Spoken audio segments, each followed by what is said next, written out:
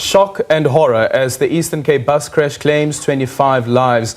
Now the bus company says it will use all resources available to investigate the exact cause of the crash. Nosipho Ngewu, CEO of Africa's Best 350, also conveyed condolences to the family of those who perished, most of whom were pensioners. This is the second major fatal bus accident involving a bus owned by AB 350.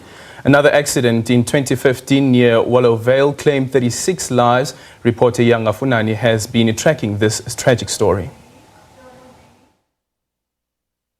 You are coming to us from Konka village after a horrific accident which saw at least 25 people lose their lives while 68 have been hospitalized. It follows a horrific incident where the bus driver lost control of the bus in this road and then it veered off-road, capsizing over downhill here, spitting out people in that process. But we are now joined by the CEO of Africa 350, which is the bus company which was ferrying these people. Ma'am, your name is Nosipho Ngewu. Ma'am, tell us, this incident must be very horrific, especially for your reputation as the bus company. Yes, that is true. This is a very horrific accident, and I think on behalf of the board of AB 350 and the management of AB 350, we would like to extend our heartfelt condolences to the families of those who are deceased and a speedy recovery for those who are in hospital. However, in terms of the accident itself, we are still busy trying to find out what could have happened, because if you look at the accident, where it happened just 2 meters from where it had stopped. So, which indicates that it cannot be a speed problem or whatever. However, we're waiting for the law enforcement agencies to conduct the investigation so that we can comment fully as to what happened. AB 350, it's not the first incident that involves you guys and loss of life. In 2017, 35 people were ferried down, lost their lives while being in the buses of AB 350 in Kandane. Ma'am, is it a case of negligence from your part or poor servicing? No, Mhlekazi, it has got nothing to do with negligence. An accident is something which is not planned. And it is true that we had an accident in the past. However, as you will understand, that one was investigated as well.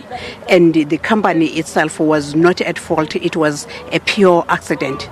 And you will notice that in terms of our roads and the landscape of this part of the country, it has got quite a number of curves. We don't want to say that this is the reason for the accident. This is the reason why we're investigating as to what actually happened. Okay, we spoke to some of the survivors in hospital and they say that they did warn the driver of speeding before the accident happened itself. Is it something you speak to about to your drivers, the speeding incidents? Yes, we do monitor the speeding incidents of our drivers, and as I've indicated earlier on, this one, the accident where it happened, it was just 2 meters from a stop. So definitely, even if there could have been an incident of a speed, it is not the reason in this case. What will really happen now that you have done this, now that this has happened? What will be your role as the bus company? Our role as a bus company is to investigate and get the facts, and after that, anything which will be revealed by that investigation will make the law to take its course. And if there is any element of negligence, we will follow the internal rules of the company. Does the bus company take responsibility of these deaths?